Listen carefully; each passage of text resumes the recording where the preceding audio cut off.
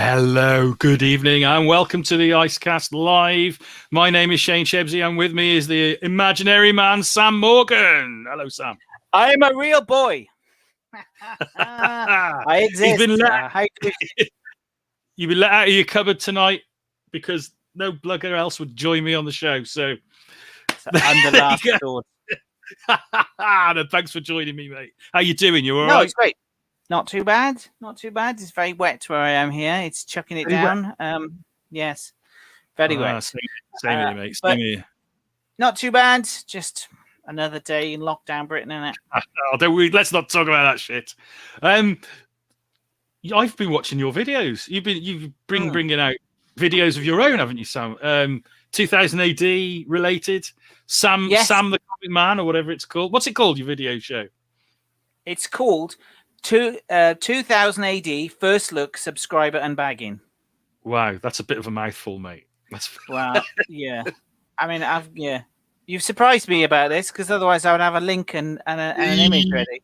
But, well, anyone who's interested in seeing what Sam thinks of 2000 AD as it comes out, just subscribe to his channel on YouTube. It's I've been watching it, and mate, some of it is really funny. I have to say, mostly the bits where I don't think you're intended to be funny, you're just being really honest, and that's cracking me up because that's it. It's not a review show. I'm just basically reacting to the prog each week. Yeah, I get it. Yeah. I look at it. I go, I like that. I don't like that. Oh, look at that. Look, there's a bum. There's some boobs. Oh, look, that's funny. Doesn't that look? Yeah. So it's pure reaction, not review, not anything like that. It's just what I think of it at the time. Yeah, no, it's good because it's honest and it's fun. And yeah, I've really enjoyed it, mate. So tonight we've got a great guest on. His name is Mark Abnett, and he's it looks as though he's about to just be successful with his Kickstarter for his new book, This Land, which is really cool, isn't it, Sam? It looks very good, yes. Yeah. I'm really interested in talking to him about that. So I suppose we better get started and run the VT and get started.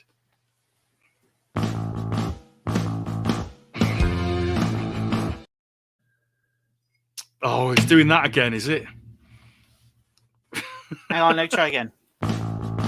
So...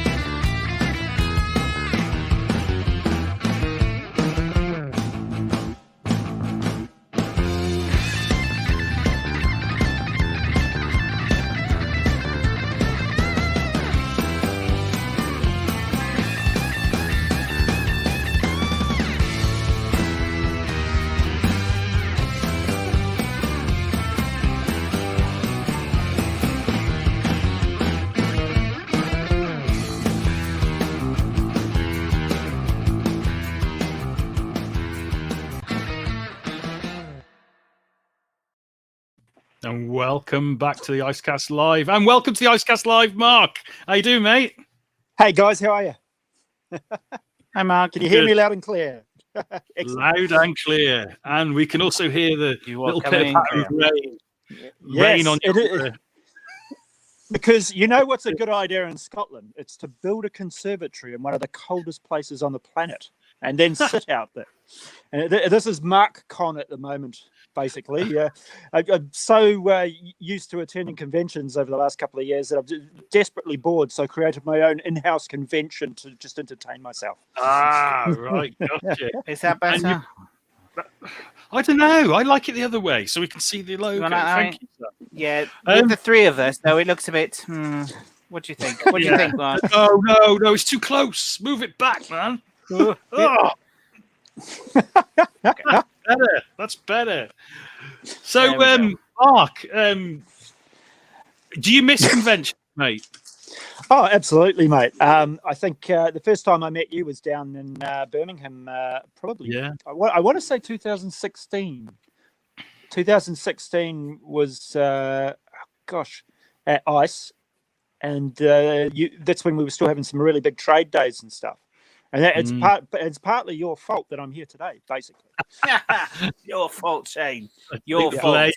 I'm quite happy to take the blame for that one. But No, yeah, go on, mate. Everyone, I think, is missing a bit of a lack of conventions, but I think at the same time we're all quite glad we're not there getting con crud. It's it's a fine balance between wanting to see your mates and egging on a infectious disease. But Yeah, I love conventions, but I never experienced con crud. Didn't you? No, it's because you were always pissed. That's why, Sam. Yeah. Well, I felt I might have been ill afterwards. I might have a hangover. Who knows? Yeah, I will say this. I think in the UK, the biggest example of con crud would be the dreaded con hangover. Yeah, but I did a beauty last year. I did Glasgow Comic Con and got drunk the night before and lost my voice at my first convention tabling. I was up all night talking rubbish with a couple of pros and trying to bend their ear, and the next morning I got up and then nothing. And I had to stand behind a table at my first con with a lanyard round my table saying, "I've lost my voice." Oh, it's horrible. It's so easily done, though. It's a common thing to lose because you're talking all night, you're talking all day, and if you're doing a panel, you're just constantly talking. So many people lose their voices at cons. I remember once I was at a con in Ireland with Charlie Adlard and Dave Hine, Doug Braithwaite, I think a few other people. For some reason, they invited me as a guest. I have no idea why they did that, but it was great. So I got to have breakfast with all the guests, which was lovely because I hadn't met some of those guys before. And Charlie completely lost his voice the next morning in breakfast, so he wasn't able to speak. And the person asking for the breakfast didn't know that he wasn't able to speak. So they were asking him. So they came up to him and they just said, "What would you like for breakfast, sir?" And I just went, "Brains." He wasn't able to say it. He was trying to mouth, and I just went, "Brains." It was one of those moments you had to be there, But yeah, it's a common complaint. It really is. And that's one thing I don't miss, definitely. But I do miss all the camaraderie, and meeting up with people and sharing ideas and getting inspired. Absolutely. That's the best part, isn't it? Yeah, just before Christmas, we had I think I was around actually the virtual Thought Bubble. They had their party night, and all the Scottish comic creators. Even though I'm a Kiwi, I'm a token Scotsman as well, having been here 10 years and citizenship. And you are a citizen, aren't you now? I am.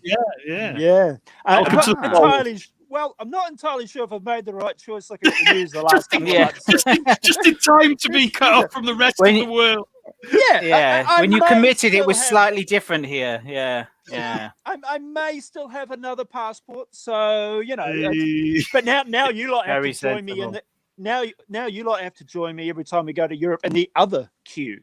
So that's going to be interesting, going through airports with all the changes and stuff. But well, kind of thankfully we don't have to worry about that for another 6 or 7 months in a way. So, but it's crazy. I've a Kiwi who lives in Scotland with a South African partner, and you couldn't write that script, I think, mate. Wow. And I basically started off about 6 years ago, before I caught up with you, as Mr. Miller did his talent contest online, Mark Miller.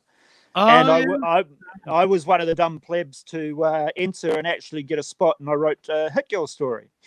And that was fortunately published by Image, and I thought, that's it! I've made it! I've made it! On the way! I'm going to be printing money and getting some of that Netflix bucks, and no, that didn't happen. So, and I learned very early on that I knew nothing. And it wasn't just the writing, the story structure and everything. It was about the whole, and I've been a comic book reader all my life. In New Zealand, we got quite a bit of, when I was very young, I had the Busters and Dandy and all sorts of that. Great. And 2000 AD. Did you read 2000 AD? I see. Well, I was a bit young for 2000 AD, and I was kind of, and this is a common thing. It was like, it looks dangerous. I'm interested, but I'm not sure it's right for me.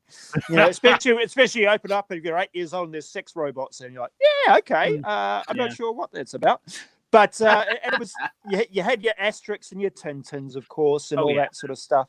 But that was really about it. And then we had one comic book shop in Hamilton, New Zealand. And I stumbled into there one day, just curious. This was the mid-90s, early 90s. I think the X-Men cartoon, which a lot of people say is the thing that dragged them into comics. A whole generation of comic readers from that. Yeah, it's crazy. You look at it now, you wonder what is the Marvel movies aren't actually pulling people into the comics like that cartoon did, because I guess that it's comics now in the media game anyway. It's you've got your video game lore, you've got your movie lore, your TV lore, your animated lore, but as a kid you were searching for any information you could, and you didn't have the internet, so it was trading cards and comic books, and you just feed off that. I remember being 13 years old and sending off $100 New Zealand to Mile High Comics in the States in a little envelope, and wondering if it'll ever come back. And then 3 or 4 months later, all these comic books came back, and I was just, it was a big punt for a 12-year-old to send some money overseas. Definitely. And I was hooked and became a Wednesday warrior, and absolutely Mark 1 Comics, Hamilton, New Zealand, love that place. It's just absolutely brilliant. But there's only about 10 comic stores in New Zealand, so really, so the comic book scene isn't exactly huge. There's a lot of New Zealand's are basically the size of the UK, but the population of Scotland. So everyone's quite spread out. Auckland's got 1.5 million, but everyone else is quite spread out. So the prevalence of shops, you can understand that. So there's a lot of mail order and stuff like that. And and I managed to slip in with this Miller World thing, and I was very lucky to get a spot. And who was your artist in that Hit Girl story? Oscar Yildirim. And Oscar's gone on to do, he did the Penthouse Secret Service stories with Rob. Oh, gosh, I'm going to kick myself. He's worked for DC. Oh, God. Rob Williams? Rob Williams, yes. Sorry, Rob. We've got Rob on, actually, next week. Well, Rob will tell you about Oscar. Oscar's absolutely brilliant, and he's also doing a pin-up for my project as well. So Oscar and me were percolating stuff in the background, and I came along to ICE, and I had a story pitch and everything, because there was an editor from Dark Horse there, and I thought, this is going to be it. We're going to piss in, and we're going to be number one. And no, that didn't happen. But that with ICE convention, and you had the trade, I call it the trade day. Comics Uncovered. Yeah, Comics Uncovered. Yeah. And I learned so much in about 8 hours, and then drank so much alcohol in about 2 hours that you forgot it all. It was absolutely brilliant, and I made it. That's how we get people coming back every year. Yeah, because they forget what they learned, so they have to come back and learn it again. This is true. And I made some really good friends for life. I was sitting there just chatting away to Ian Churchill, who I'd love to bits. Such a nice bloke. Guy. I mean, the first Marvel comic I ever bought was he did an issue of Cable, and that was the first Marvel comic I ever bought. And here's me 25 years later sitting with him. Hey, how are you? You're like, has it been that long? Yeah. Well, no. It would have been 20 years at that point. Yeah. So it was absolutely crazy. And this is very lucky circumstances had led to this happening and me able to meet my heroes. Guys like Frank Quietly, meeting him up at Glasgow and just sitting back and having a chat. He's like, he's a normal human being. But he's like, he's bloody Frank. See, this is what I think is. This is why I like comics, because imagine if you were a big pop fan, and then when you're older, you could just go and have a pint with your favorite pop star, the person that you really adored as a kid, or movie star. but it's this is small. This industry is so small, and we have these conventions that you can do that. You could just go, and sit down and have a chat with, like we had, and have a genuine chat. Yeah. Like it's not like these media shows where you have to pay 45 quid. You might have to pay 45 quid to meet someone for 5 seconds, have a photo. That's not really meeting someone and talking to them, is it? That's not genuine. Whereas when at a comic convention, you can sit down with someone. A UK comic convention. Yeah. And only some UK conventions. Yeah, they are unique. Well. No. I mean, there's a lot of conventions out there. There are even some that call themselves comic conventions. There's a couple who call themselves comic conventions and don't even have comic books. Yeah, well, that happens. We know those ones. We all know.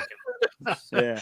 Hey, but they make a lot of people happy. The people enjoy that stuff. So and full credit to them, but I think they should call themselves fandom conventions or something like that. Anything else? Anything but a comic convention. No, there was one comic convention. The only person they had there was an actor from Emmerdale, and they called itself a comic convention. I mean, come on.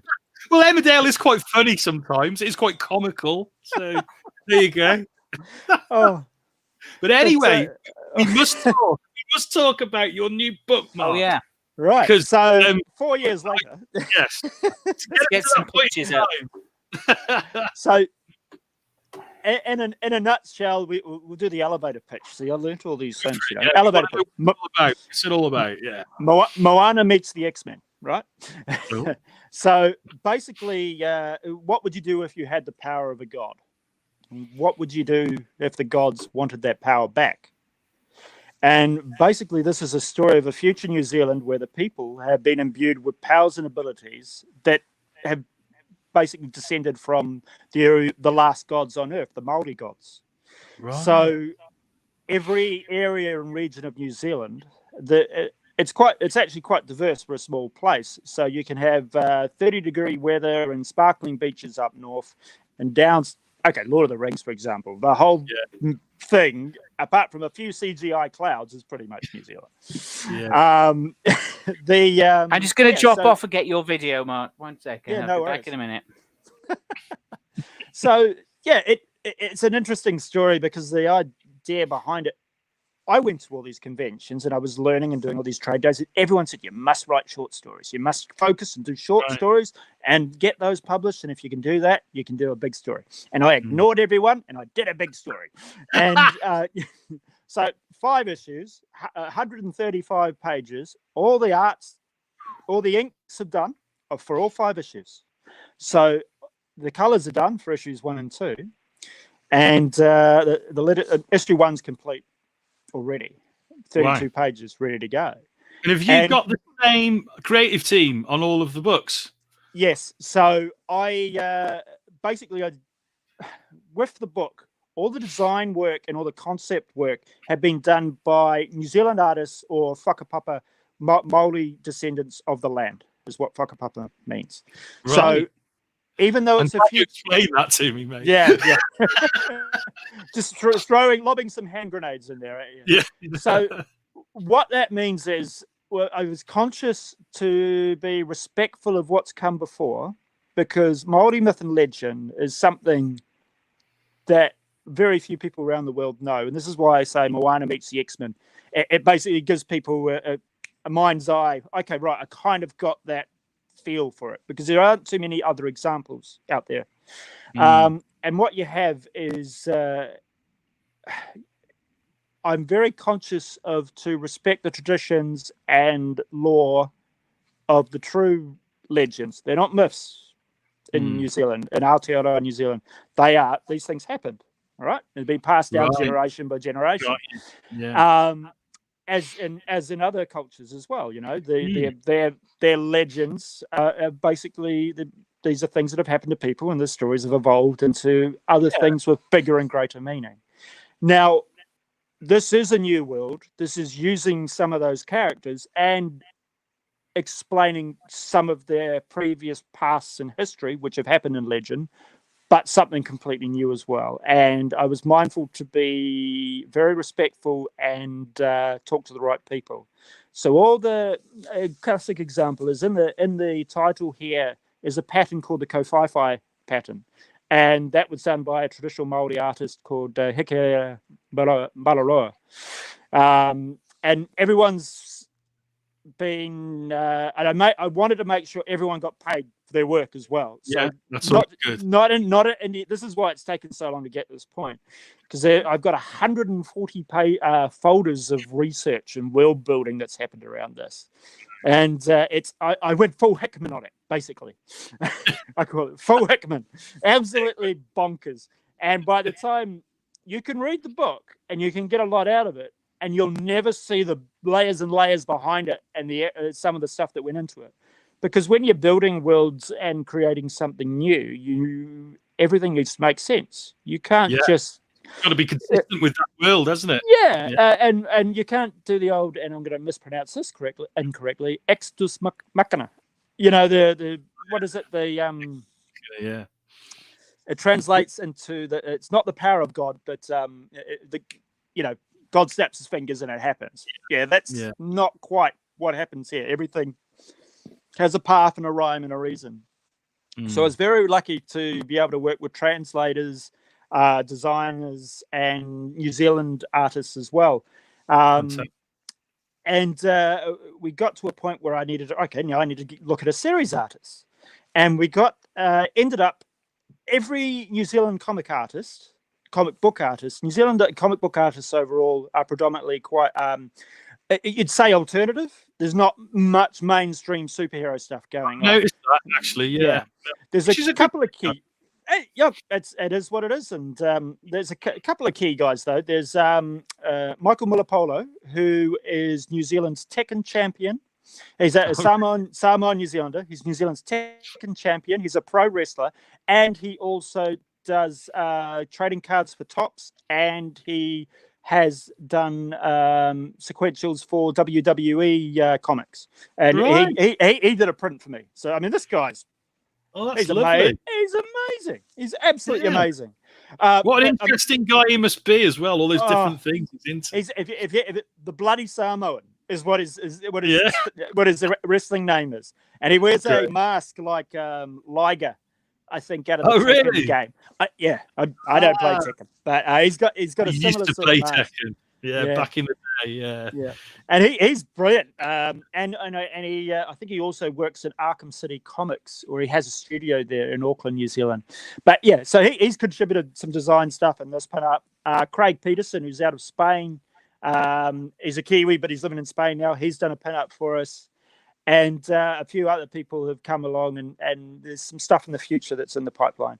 But I needed a series artist and someone who, and it comes down to budgets and time. And most New Zealand artists, unfortunately, all the super hot ones, they work for Peter Jackson. I can't afford that. I can't go to Winter Workshop and just write a blank check, you know. I tried my hardest to try and find something that would fit, but I came across Pierre Dedelis, and Pierre's from Poland. And he's also worked with a few, a mate of mine, Stephen Koch, out of Australia. Yeah, shouldn't be talking up Australians. But he's got a series called Wordsmith. And that's, I was looking for something very particular because New Zealanders in general, with comics and art, they really like manga. And PR's style wasn't full manga, but it certainly has a manga cartooning influence on it. Oof, there we go. That's PR's cover there. We should have it on the screen in a second. Sam's just sorting it out. Probably messaging me I've lost access, Mark. Can you let me in again? Yeah, probably. Oh, here we go. We just had a comment from Chris Lawrence. I'm so excited to read this. I love mythology. Nice one. Oh, Chris. yeah. Chris is one of the backers. We've got 117 backers, and I've sent a video thank you to every single one of them individually. I was like, I did 75 on the first day. I just like, okay. No, I was blown away at the response. So we're already 91% of the way there after 4 days, which is that's great. I mean, you do something like that with your backers. You know, you look after them. That's a really good thing. But it's all these people coming from all over the globe and different backgrounds. You know, I've got a few friends and family who've chipped in, but it's just amazing the generosity of strangers, and they've really bought in on the concept and the ideas behind the book, and it's just been something that's going. Oh, it's shed a tear. Oh, it's truly emotional. Oh, hopefully, second attempt, we should be able to have a look at the. Oh no! Ooh, what's going on, Sam? What's going on? Sam, come back on, Sam. We want to know what's going on. I could act it out, maybe. I need a lighter and some propellant. What's going on, Sam? Right, StreamYard's brand new video sharing functionality keeps going. Oh, it hasn't worked. Try again. So I'm trying to do it a different way by sharing the screen. But as soon as I share the screen, it goes away. So yeah. Bear with That's me. fine. I will get it fixed. I could. This is technology. No. We can get it working. Bear with me. Oh, look. I mean, to be fair, the fact that how far has technology come in the last 10 years? It's crazy. I know. We take it for granted, don't we, that we're making such advances. Yeah. I remember having a iPod Touch and showing my granddad, look, I've got a 20-minute TV show on here that I downloaded that I'll watch once. It'll take up about 80% of my memory, but yeah. That's it. It used to take up the whole device memory, didn't it? Oh my God! I just oh God, yeah. So many stories. Yeah. Third time lucky. Come on, Sam. I can see him in the studio looking perplexed as to why. There we go. What we got? Is this a video? We got some artwork. Oh, it's just a bit jumpy. It is a video, but it's just a bit tricky. But that's all right. Right. Oh, there should be motion in there. Are you hearing anything? Are you hearing sound? No, there's no volume. But that's okay. Mark's going to talk us through it. Well, it looks from my angle, we're still 13 seconds in. But so this I paused it because play there it, is sound Sam. to it. Okay, Yeah, we'll have it without this sound. Fucking StreamYard. Right. Okay. Oh, there we go. It's playing very slowly.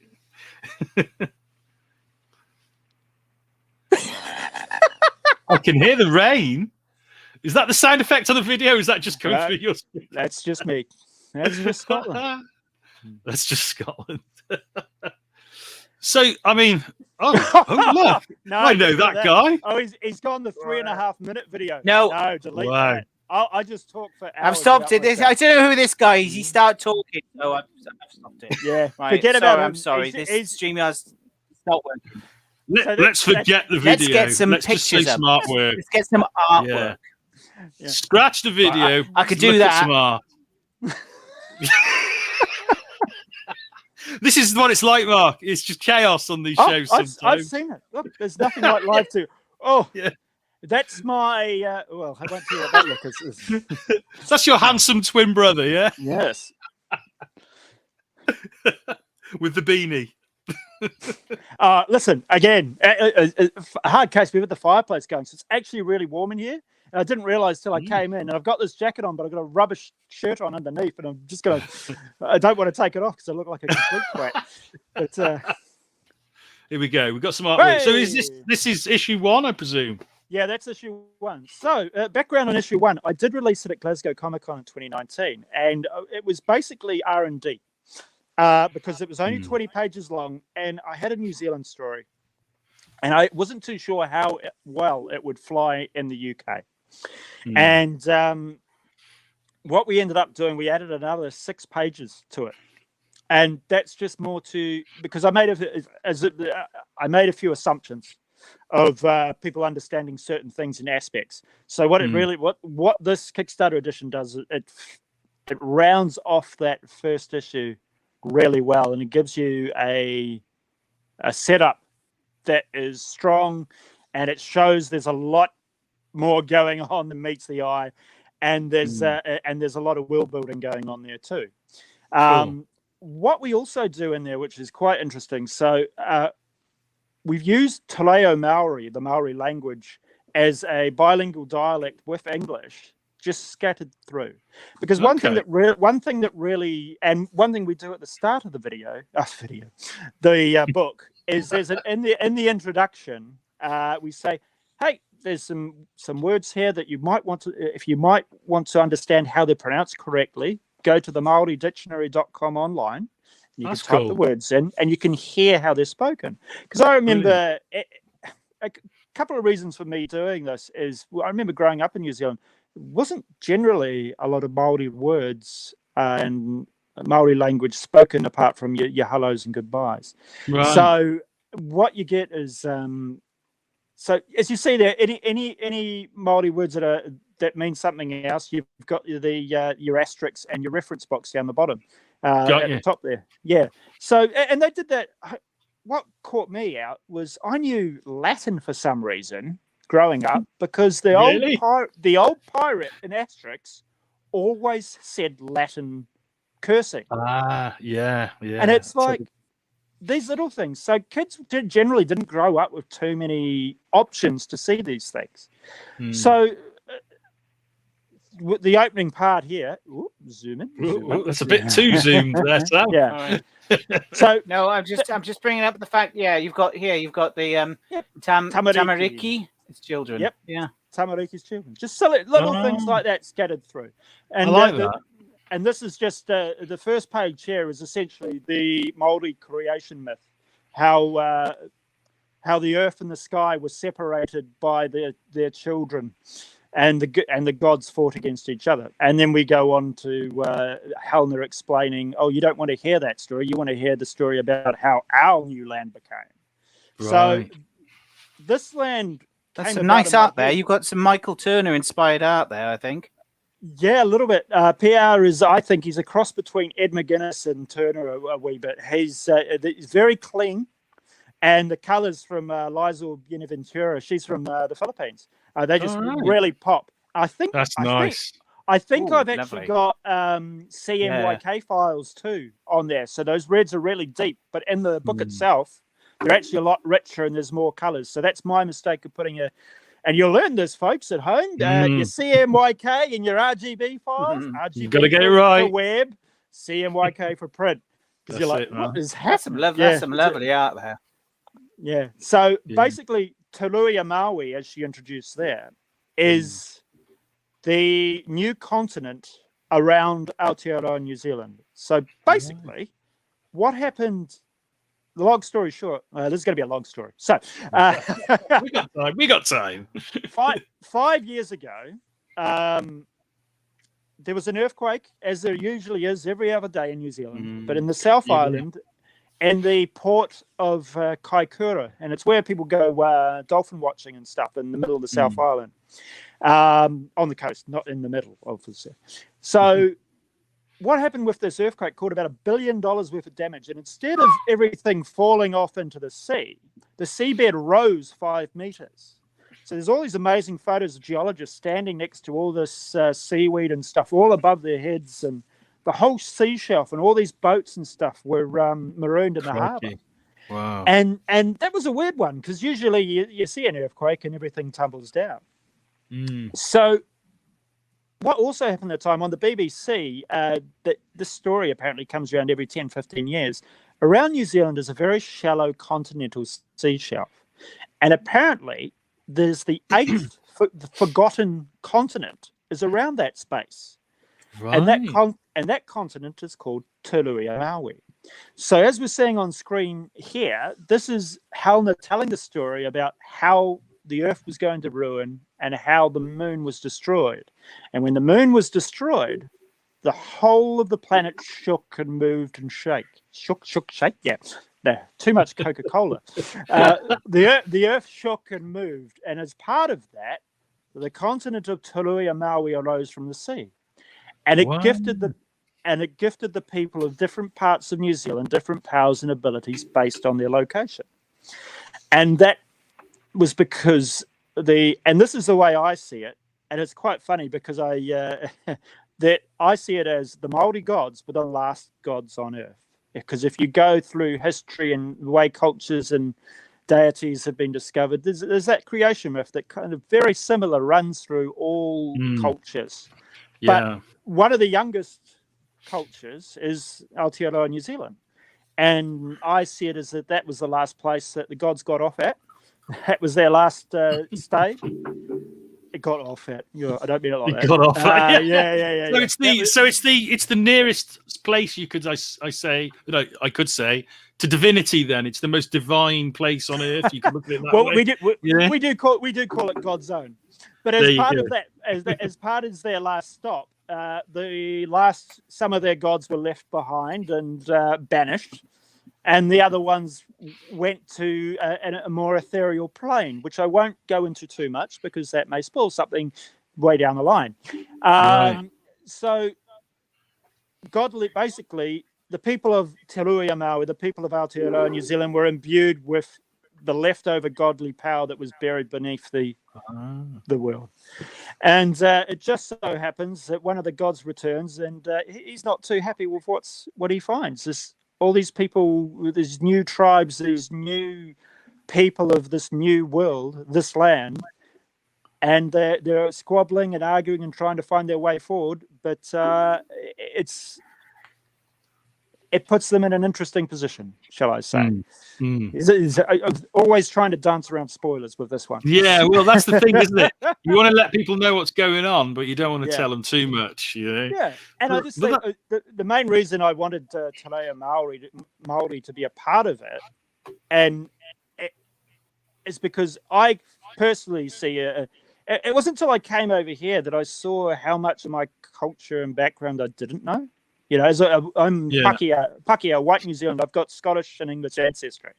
But a lot of it's not till you leave home you see some of the qualities for what they are and the richness of that. You know, it's like you see the Scots, the Gaelic. Now I got told off for speaking to some Scotsmen the other day. And I got not garlic. No, not garlic. That's me. I'm not doing an R. It's the accent. But Gaelic and Gaelic. There's not two. garlic. Not garlic. Yeah. Gaelic. But and it's what was really funny because when I was doing my citizenship test, I knew most of the answers. And then I'd go around to people. You get an app on your phone. There's 1,000 questions. You only have to do 24 multiple choice. Oh, right. Of 1,000, there's 24. But I'd go around and talk to customers. Go, hey, try this. Can you pass this? No one passed. Not a single person could pass it. You know, off the top of their head, sort of thing. You know, It was things ranging from how many people in a jury in Scotland to where is Snowdonia. To David Hume was a what? And he's obviously a philosopher, and I knew that because of Monty Python and Bruce's Philosopher's Song. So God knows, Monty Python helped me get citizenship. Go figure. It's good that education, Monty Python. Yeah. But no one knew it. And then I got thinking, I wouldn't pass the New Zealand citizenship test. You know, so it's this weird standard that countries give other people to become their citizens, but the citizens don't know dick. You know, it's crazy. It's very true. It is absolutely. There's no one more patriotic than someone who's left their country and living somewhere else. I became a lot more Welsh when I moved to England. Yeah. Absolutely. You start to appreciate it, I guess, don't you? Because you know, we do take for granted in the UK with all the countries of the UK. You know, we do take for granted the amazing, rich history that we've got, which is full of myth and legend. You know, it's absolutely crammed with it, and we just forget about it because we're just used to it all the time. It's ingrained in our culture. I think a lovely way to look at it, if you look at what Kieran Gillian's doing at the moment with Once and Future, which it's very similar to kind of what I'm doing here in a way. He's using British English legend and myth and bring it forward into this is how it could work here. And I'm kind of doing something similar, but I'm trying to do it with the Māori and Polynesian myth and legend. So, yeah, it's without hammering people over the head with stuff, it's put in there quite subtly, and there's some interesting twists and turns along the way. That's great. I like learning about new things and learning new cultures, and this is the best way to find out about it. I know I learned most of my Shakespeare from Sandman. Yeah, it's crazy, isn't it? But it doesn't matter how you come to stuff, does it? It doesn't matter how you learn about something, as long as you find it out. You know, I mean, the amount of things I learned about history and language from reading, you know, old Marvel comics when I was a kid. Because Stan Lee would always sneak this stuff in there. Listen, you know, it's interesting words and vocabulary, you know. Das Vidania Tovarish, you know. Yeah. I know all my Russian from X-Men. Yeah. My God. Yeah, Nightcrawler. Yeah. It's crazy. Yeah. Yeah, mein Gott. Yeah. I love the way they always pick certain phrases. I suppose it's a little bit like what you've done there, because they always used to pick certain phrases from that language to mix in with the English, didn't they? And we all know what they were, you know. And I suppose in a way that's in a more modern way, perhaps. You've done that with this book. You know, there's a little bit. What it does is that it uses a lot of, for New Zealanders, common words, tamariki for children, for example. Very, you know, most people can roll that off the tongue, but most people don't actually use that in general day to day. Kia ora is an easy one. Hello, that most orange. Kiwis That's a tropical say. Orange squash. Oh yeah. I saw that. Yeah. But my is that what it's from? Is that? Yeah, kia ora's hello. So really, all that pop we were getting hyperactive on as kids was called hello. And I think my better half deliberately buys it just to piss me off sometimes. It's like, how can they, you know? So I mean, it's one of those things that is kind of feels very co-opting a culture sort of thing with Kia ora juice. I'm like, I don't like that. It's like, you know, you see Italian models doing the haka to sell sports cars and stuff like that all the time. It's like, oh my God. The haka. So, I mean, I'm Welsh and I'm a rugby fan. Yeah. And the haka, all the Polynesian countries do the haka as well, don't they? It's not just New Zealand. No, it's an ancestral traditional war challenge, basically. It is an invitation to battle, and we do it at school level. At high school, the high school ones are amazing. So you'll really? I should send you a link. So every school has their own traditional haka, and you'll do it before a game, and then one school will be on one side of the field, another school will be on the other, and you'll have 1,000 kids doing the haka across the field, sort of thing. And it's choreographed. There's a different one for each school. Yeah, everyone. It's the different movements. I guess it's like tartan. There's a different tartan for each. Is it that? I know, but there's a bit more effort, isn't there? I know. Listen, there's Morgan tartan. I found out that there's Welsh tartan. That sounds German. And there's Morgan tartan. Morgan tartan to you too. Yeah, and when I was going to get married, I was like, you know what I'm going to do? I'm going to wear a Morgan tartan kilt for Welsh. And then I found out what Morgan tartan looks like, and it would look like I'm wearing Rupert the Bear trousers. It's yellow and red. Honestly, I went, I'm not going to wear that. That looks ridiculous. It's yellow and red. Yellow and red squares. I would look like fucking Rupert the Bear. I used to struggle with the haka because when I was playing, I used to be very focused on what I was doing, and then you go and you do a haka before the game, and you put everything into it. So but after I done it, it's like, geez. And I was one of the fittest guys on the team, you know. Oh my God! And it was a struggle to mentally come down from it because you're in such a rush. And the Welsh are quite. I love it when we play Wales in Cardiff because the Welsh people are really respectful. There was one occasion a few years back that for some reason the Welsh Rugby Union saw it as an unfair advantage, and we were made to do it in the tunnel. Oh, do you remember that? So the New Zealand team did it in the tunnel, but because the Welsh Rugby said, because to be fair, technically, it doesn't. We are allowed to do the haka. It's not part of the game. The other opposition organisations allow us to do that. Yeah. And it's become a part of rugby and the All Blacks playing people. So nice. what they did, this is what the idiots did. No, they banned us from doing it. So they did it in the tunnel, but they broadcast it to the crowd outside, and the crowd were furious because they never got to see the haka on the field. So the Welsh rugby union just shot themselves in the foot, and it's like, Yeah. David, guys like the Australian David Campese used to just go around behind the back of the posts and warm up, and that's fine. Yeah. Do what you want. But it's something now that is part of rugby. I don't think it's,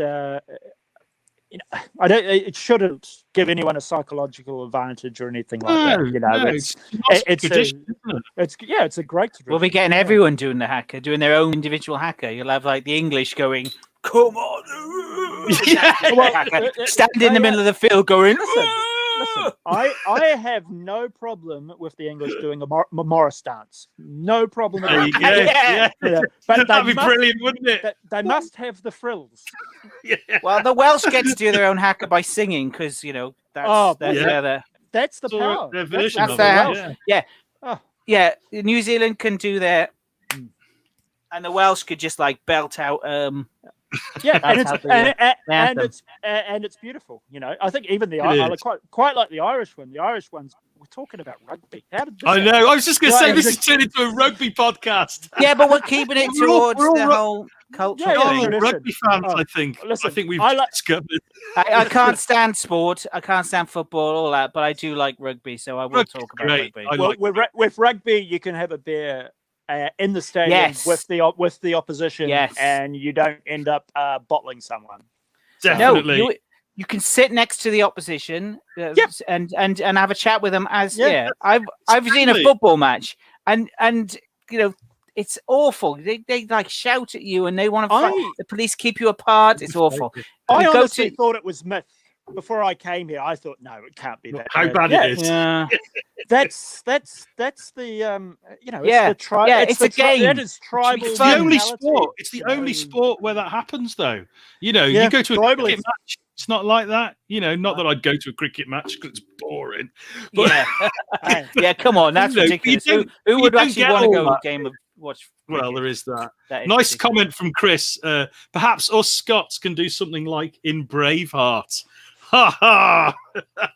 Paint their asses blue and moon. Yeah. Flat, nice good flash. Yes. So stay with tradition. I have got a question for you, Mark. Did you look into traditional costumes for this? Are the costumes like based on the traditional costumes? No. Yes and no, because what we're still talking 100 years in the future. So we're talking, everyone's evolved, but they are making do. So, for instance, this is our lead, Helner, right? Now, Helner lives in Auckland, which is now called Axland, and the people of Axland, Auckland has 100 live volcanoes, right? No, dormant volcanoes right now, dormant. So imagine. I was going to say that's a lot. Yeah. So. And if you scroll down there's a little panel on the last. Oh, you go back to page. I want to say 5. No, 5. Page 5, maybe 5. But you'll see a volcano. That's fine. Nope, keep going. One more. You've given me 6 preview pages. Oh, 6 then. Go to 6. Is this a page we haven't seen yet? What's the file name? I can bring it up. 6. Page 6. It was the one with her in front of the moon, and the bottom panel anyway. And if you scroll down, so you see the world. If you're below that, scroll down on that page, on the same page. Yeah. So that's the end of the page. Yep, that's the Sky Tower in Auckland. That's Istanbul. Istanbul's above that. That's Spain, snowing in Spain on the left. That's a tidal wave in New York City, obviously. So Barcelona, Is that you have Madrid? Madrid. If you have Madrid. Sorry, should have known that. I wrote it in the script. It's been a while. It's fair to say. So if Auckland City, was that Turkey? Is that the Blue Mosque? Is this the Blue Mosque? I think so. Yes. Yeah. I know my Istanbul. Oh, well done. Was Constantinople. Terrible. So, if the 100 dormant volcanoes in Auckland City went up, what would happen to the 1.5 million people of Auckland? Yeah. So, Gonberger. So, 10% survival rate. Those who did a lot of people who were in that impact. I shouldn't give that away because that's an issue 2 story. Right. Well, there were people. Something happened to them, kind of Vesuvius-like, that left them in a certain precarious cocoon-like state. Gotcha. And so Helena and the leftover people of Axeland, Auckland, they have the ability to mold and manipulate fire, and also manipulate a certain type of steel, which we call mana steel. Now, in particular, because of their hot temperature and skin, they cover themselves in volcanic clay for clothing, because they can't wear raw material because they'll just light on fire. Oh, right. That's an interesting idea. Sort of like the thing. This is all. She's covered herself in volcanic clay and drawn. She's got various symbols and koru drawn through her skin and on her legs here, but you can't quite see. We've got that on the screen. I think we can share that. Yeah. So subtly, they're in there. That's me ruining it with not doing the RGB. So yeah, across her chest, she's got a koru shape, and some design work there. So there are elements of traditional design and art in some of the costuming, and also some people have traditional Maori facial tattoos and some do not. So those are called moko, tamoko. But without giving it away, some people definitely do not have those tattoos. Yeah, and there's a specific reason for that. Yeah, which we will find out when we read the book. Absolutely. So plug. So, well, you've got your Kickstarter, haven't you, Mark? You've got your Kickstarter. Yeah. So should we have a little look at the Kickstarter? Yeah. Have you got it, Sam, or do you want me to share it? You've got it, share it, because I haven't got it up there. Because I think I can share it. Hold on, just give me a second, guys. So I've got a short link at the bottom of the page there, but you must use capital letters for the short link. Otherwise, it goes to some Japanese weird website. So be careful.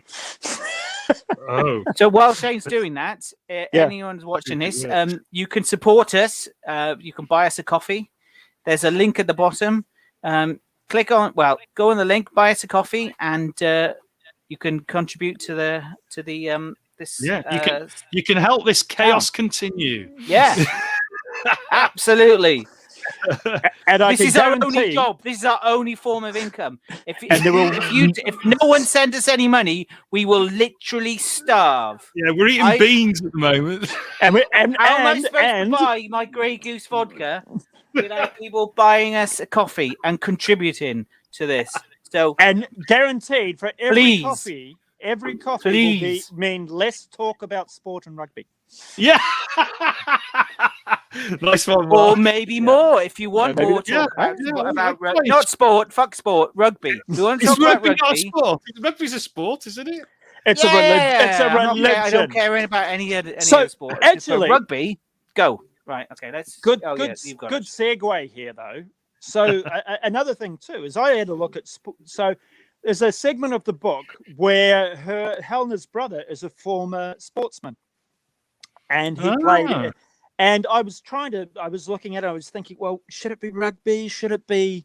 I was looking for an action scene to be represented in a conversational scene as something going on in the background. Oh, look, it's working now. Yeah, no sound. There's no sound, is there? No. So I got it working without sound. It plays better from the Kickstarter, yeah. It does. It's crazy. Yeah. So actually, this little trailer here features all the preview pages that you've been looking at. Anyway. Click share with sound, Jane. Then. Yep. Don't worry about this bloke. He's full of it. Yeah. Oh, actually, look at him. Look at his hat. That's ridiculous. Did you see? Who is he? Oh my God. See one of the Hit Girl images, they had to put flowers over everything because there was blood and guts flying everywhere. One good thing about Oscar, my collaborator on there, he actually drew my head and his head being chopped off. He didn't tell me he'd done this until I saw the book. It's like, oh, brilliant. It was a good laugh. So this is me talking about the earthquake in Kaikoura. There's going to be a slow zoom in.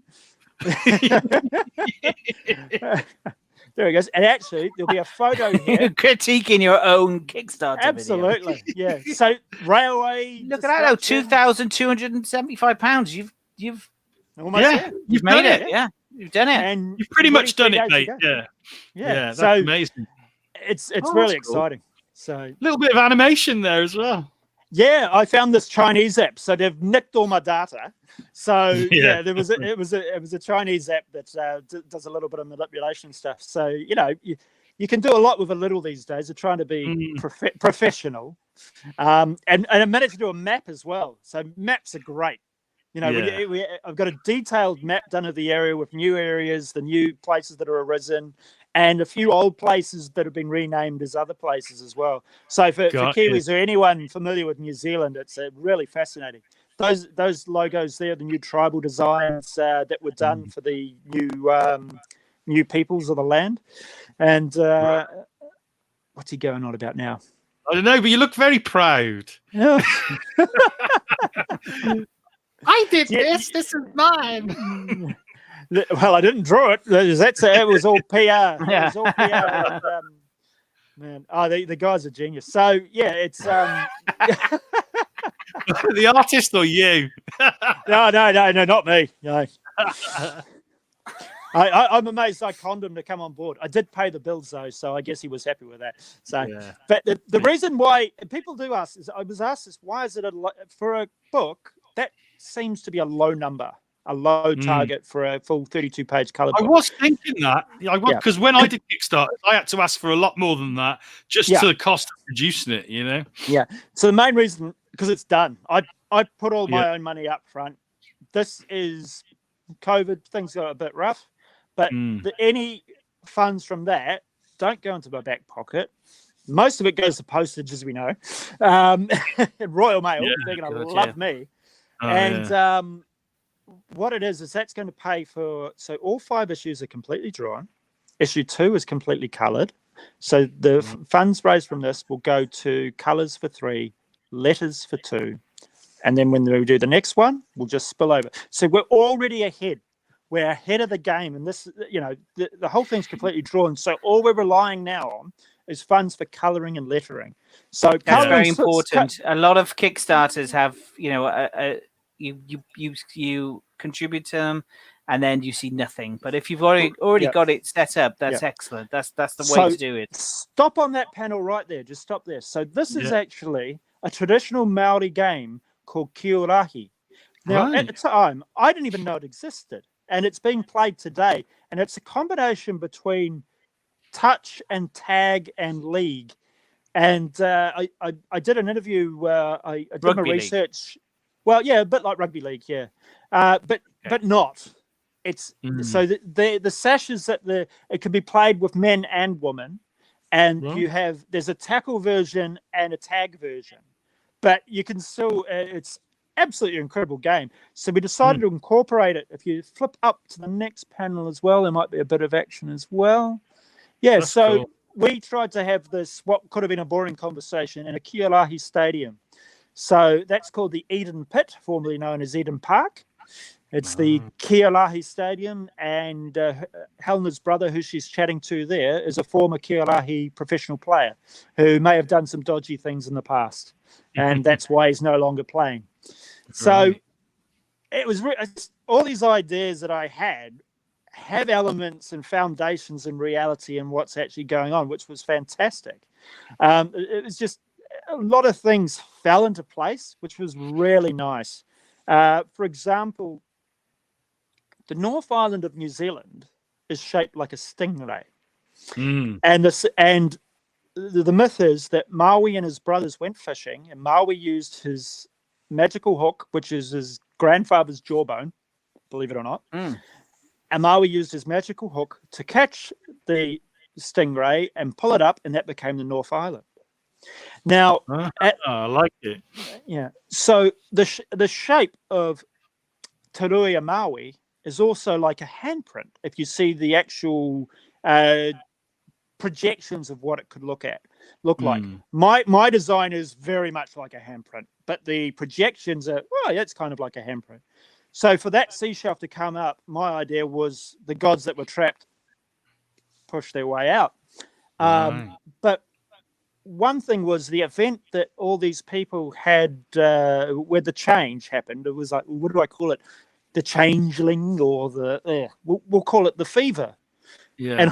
And ironically, do you know what a fever is? It's a group of stingrays. Is it really? I swear to God. And this was just pulled out of my ass. And I don't know how Fever that of stringways. A fever. That is Yeah, really a fever. It's cool. like a murder of ravens. Murder of a fever. Yeah. A murder of crows. Murder of crows. Murder of sorry. crows, Fever of yeah. stingrays. Yeah. Wow. So it's like, this is too much. This is just some crazy coinkydink. So it looks like Te Reo Maui, the map, as well as a hand, it looks like, instead of the shape of New Zealand of a stingray, it looks like multiple stingray tails coming out of the hand. So I was just like, this is just dumb luck. But I mean, these myths and stories from New Zealand, they're things that I don't know about you, Shane, but I've never heard of. It's Like you all see Neil, new you to see me, Neil yeah. Gaiman do Norse gods and stuff that we all know, Thor, and but do a comic just about these myths. That would really that would be cool. interesting. Yeah. Yeah, we have no idea about any of this. This is all. Yeah. So I see you got Hassan on Rich letters. yeah, He's a great letterer. Brilliant. So I thought, look, I'm going to do this properly. So I've saved for years for this. I just sort of stumbled at the final hurdle. So we've got most of the hard stuff out of the way, and it's also there. We see Verona Maria Pitaranui. She is a friend from university, and we studied together. And she's kind of been my guide, my rock, as it will, to make sure I steer things in the right direction. She's recently been part of the COVID planning for New Zealand Parliament for the Māori community. Right. So yeah, she's been bloody busy. So, but she's over the years she's been very helpful. Don't you? I thought you didn't have any COVID at all in New Zealand.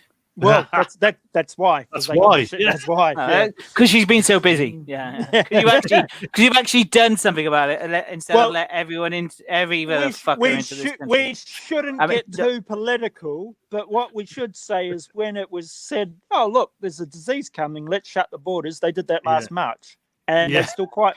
And we still haven't shut it yet. It still hasn't been shut. So crazy. No. Oh, hold on. Here's a good one. This is what cracks me up. Here they say, "Hey, you mind isolating yourself for 2 weeks when you come in?" Yeah, sure, no worries. No, people just bugger off and do what they want. We're not going to check. We're not going to enforce it. Yeah. So in New Zealand, originally when when COVID was underway, they would shuttle people straight to hotels and keep them in hotel prison COVID isolation for 2 weeks. Yeah, they got starting to do that now here. Yeah. I mean, to be fair, there is that you have a culture of you're in Iceland. You have there's lots. We're an island. We're on an island. I know. But we all you often see the TV. No, but you have a culture of bio isolation. We've got there's all the programs of like Australian and New Zealand people, like customs guys going, what is opening bags and go, what is this? And people going, some food. Yeah. So I understand the culture of bio isolation you have there, which is something we do not have at all here. No, never had. It's unfortunately never been here. And what they did, they got to a point was like the government, we can't keep forking out hotels for everyone. You choose to go overseas and come back, you pay for your stay. So the hotel, the isolation's still there, but they have to. If you go on holiday or go away for work, you have to pay to come back. So at the moment, this is really funny. Part of the campaign is I have these issues in New Zealand from the first print run. They're a lot cheaper than everything else. The postage is cheaper. They're only 22 pages. Right? So it's not the expanded edition that's going out on Kickstarter.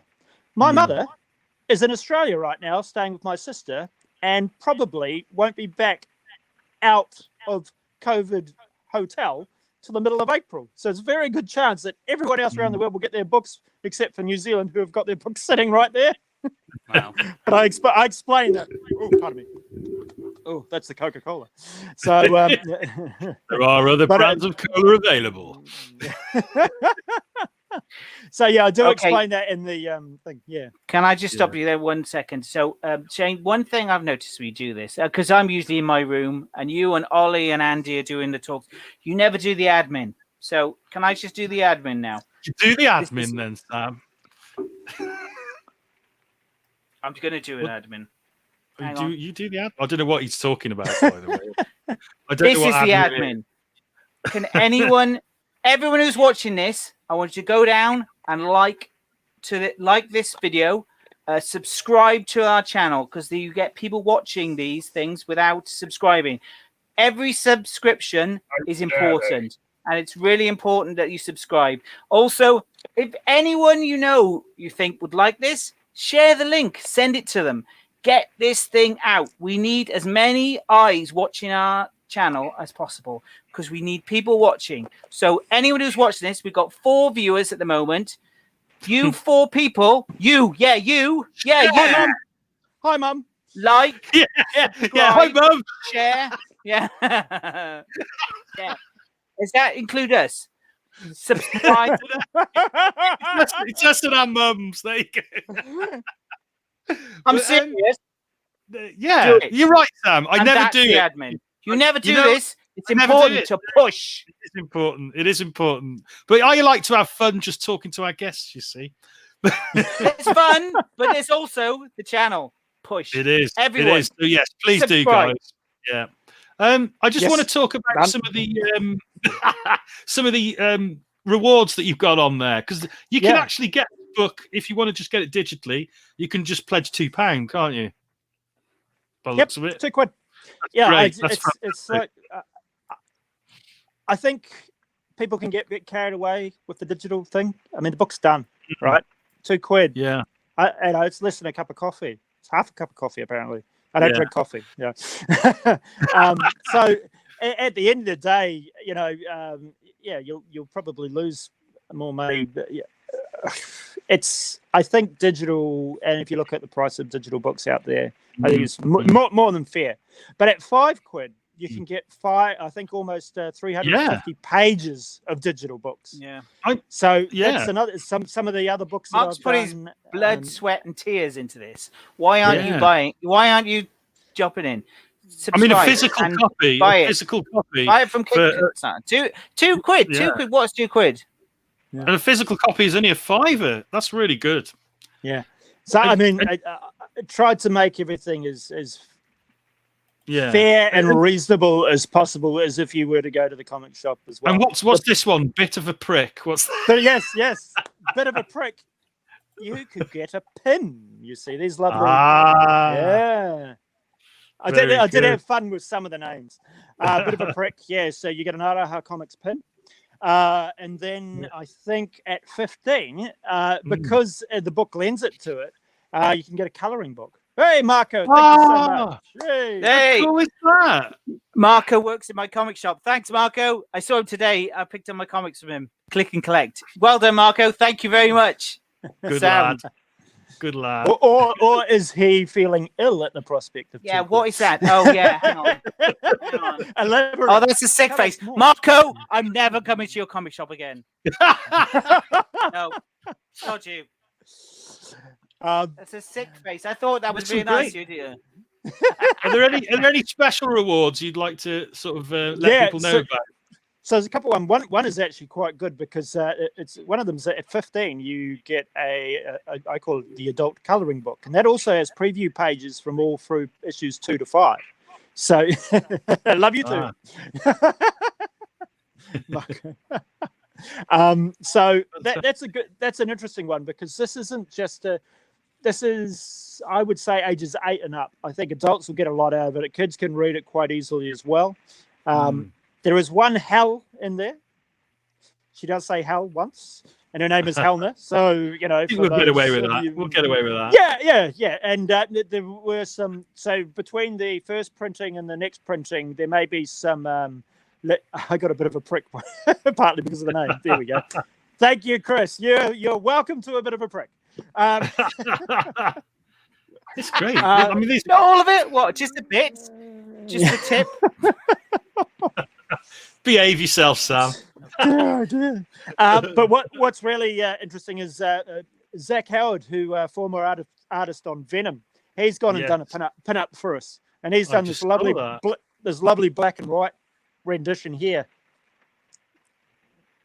of Helena. Oh, nice. Right. So yeah, look at that. That's fantastic. And I've got a poll going with the backers at the moment whether to colour it or not.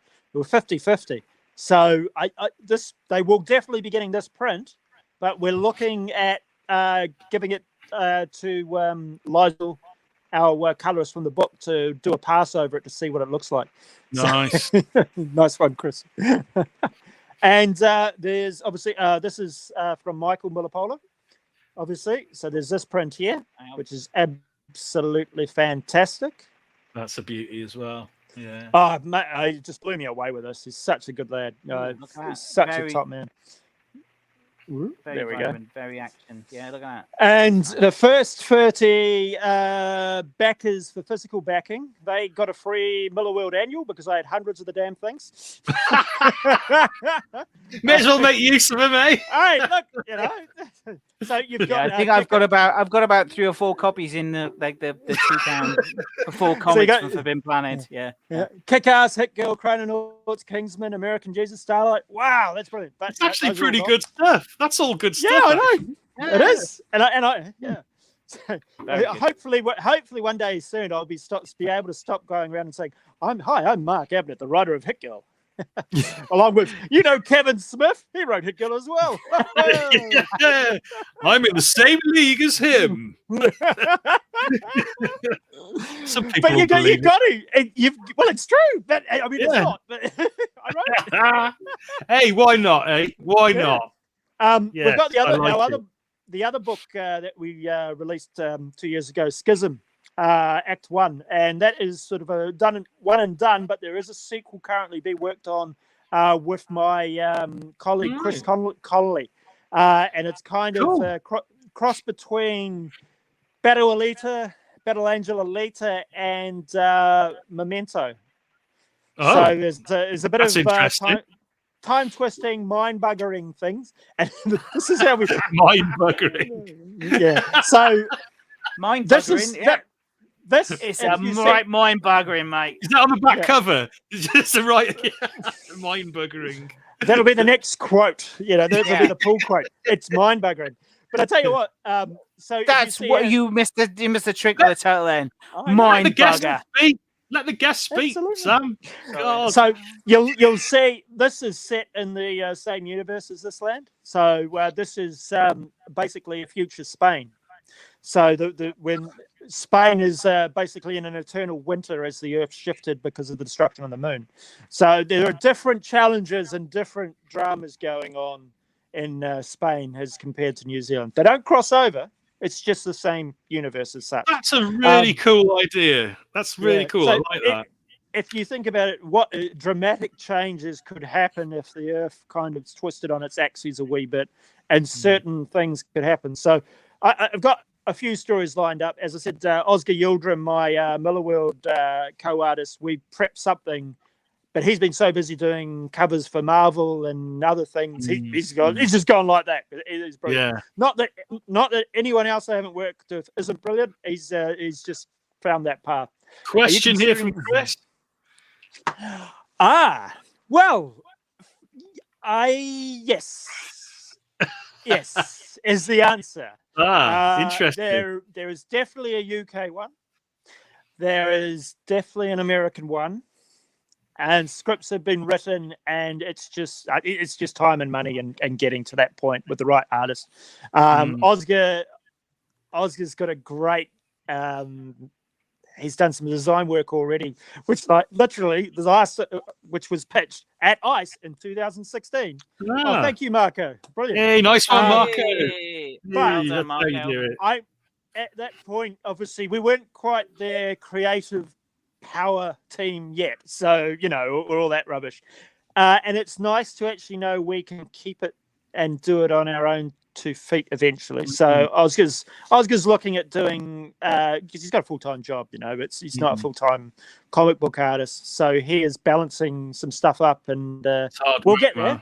There's no point. I've learned not to push deadlines or say this will happen here. It's a bit different with the Kickstarter because it's done, right? Yeah. So, and that was always the way, and that's why I carried on. I wanted to make sure PR. That's that Coke coming back again, Coca-Cola. I said now that I live in the UK, I always have to preface it Coca-Cola. Yeah. Coca-Cola, not the other stuff. Scotland, crazy. Scotland's crazy. Oh dear. Never Well, mind. at least you may have spent an hour talking about rugby and Coca-Cola. You've got one back. You've got one backer. Coca-Cola rugby. You've got a backer out of it. Thanks, Marco. Oh, it was worth it. It was worth definitely. It. It's definitely worth it. No. But it's it's interesting. So we built this little bubble of a world, and there's a lot of things that can happen in it. And I've learned a lot over the last couple of years. It wasn't just going to ICE and that opportunities given just to learn and listen off people about how to get the book done and get to the end goal. And you see it, and you see big pros do it. I was like, there's a couple of big pros out there who have done Kickstarters, and no one's ever seen the books. There's a very famous people who are still working, and you've never seen. That has happened. Yeah. Yeah. That has happened. And I'm sorry, I just don't have it in me to. I would need to have something completed before we put it out in the world. So we actually with this land, it's completely drawn. The conveyor belt is there to have all the books out very soon. Excellent. With Schism. Thank you very much, then, Mark. That's he's shoveling you off in mid-sentence there. Oh, but we can't. I've talked too much. All right. I thought you wrap up. It's the wrap. I'm just conscious of time. It's because Sam wants to put his kids to bed. That's what. No, but I've told them they can't watch Netflix while I'm doing live stream. So I'm starting to get evils from the corner. Go watch WandaVision. I've got that out. Yeah. Oh yeah, I've got to watch that. Yeah, I've got to watch that. Are you enjoying that, Mark? Yeah, it's interesting because anyone who's read the comics are like, oh yeah, this is great. Yeah. People who haven't read the comics are like, this is boring. What is it? What is it? And then they're like, oh my god. And we're like, yeah, it was gonna do that. And now there's a bit of it's interesting because I had to. Oh, No. I will not. I won't spoil it. I was trying to put my fingers in my ears and I got headphones. Listen. Marco. I watched it first thing this morning, and then I watched it again with my partner before this. And I was sitting there at the end, and I'm like, well, what did you think? What did you think? And she's like, yeah, it was good. You nerds must be really having your minds blown now. I'm like, yes! It's nerd heaven. Yeah, you'll this is gonna be you just after this, just go watch it. Yeah. We will. Oh, look at that. What made you WandaVision? Yeah. The comics don't really spoil it. There are elements from the comics. Yeah. It's just the storytelling and what you pick up. Yeah, there are elements. It's an amalgamation, isn't it? Yeah. We know what Wanda's capable of as comic readers. Other people are like, she can do what? Hex powers? If anyone's watching this, spoilers, but the last week when you saw like the dead vision, that was cool. When that was nice. It's like, oh my god, he's actually dead. He's properly dead. Oh, Chris. Bugger. Yeah. Oh, it's horrible. It's horrible when it gets okay, so one thing though, I'm very proud of this. I called it tonight. What happens today? I can't believe I called it. So I was like, it'd be really good if they did this. Yeah, I don't think they will. Did it. I don't think they will. And they're like, that Tom King series is a vision. Is amazing. It was. As was his Mr. Miracle. I loved his Mr. Miracle series. Right. Yeah. Brilliant. He's Tom King is very. So did you Chris. He's actually Tom King's very crisp and clean and structured, so you can see even in his Batman run. I feel sorry he never got to the full 100 stretch with Batman. They pulled him off with 10 to go. It was amazing. It wasn't selling as much as they had hoped, but they really they loved it. And it was with his Batman run. There was a bit with John Constantine in there, and I tweeted him and I said, John Constantine would never say that. That's a bad, it's not an English saying. Yeah. He replied back to me and said, it wasn't actually John Constantine. It was an American's image of a British person. So that's why there's a deliberate mistake. And I Tom went, King deliberate? gets a no prize. Gets a no and prize. He went sort of, yeah. It's a no prize. I was like, King, Marco, damn you, King.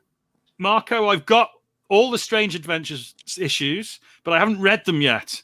Me too. It looks beautiful. It looks absolutely beautiful, I have to say. I'm just itching to read it.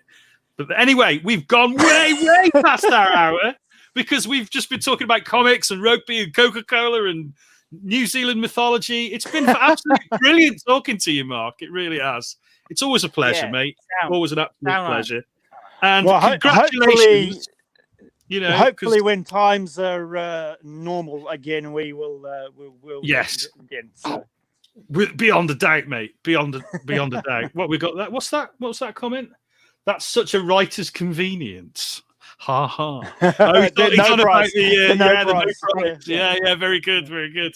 So hopefully next time we meet, Mark, it will be in person at ICE or another convention, perhaps. It'll be great to see you, mate. And congratulations on the book. Hope you have a whole series of books come out, and I am itching to see if there's a crossover now that I know that it's a related world, because it's you got to, haven't you, at some point? Maybe do an anthology of crossover short stories. I am not ruling that out at all. I might even be interested in contributing an artist or something. There might even be something happening like that. Oh, see, great minds. That's they work alike, don't they? So absolutely. Thanks, mate, and thanks, Sam, for joining us tonight. It was fun. It was really good fun. Nice to meet you, Mark. Definitely. Absolutely. It's been really good. And thanks to everyone who joined in on the comments. It makes the show so much more fun when you guys join in. So thank you so much. Thanks to everyone who has pledged to Mark's campaign. It's been a great show. Thanks a lot, guys. See you next time. Roll the VT, Sam. Roll VT rolling.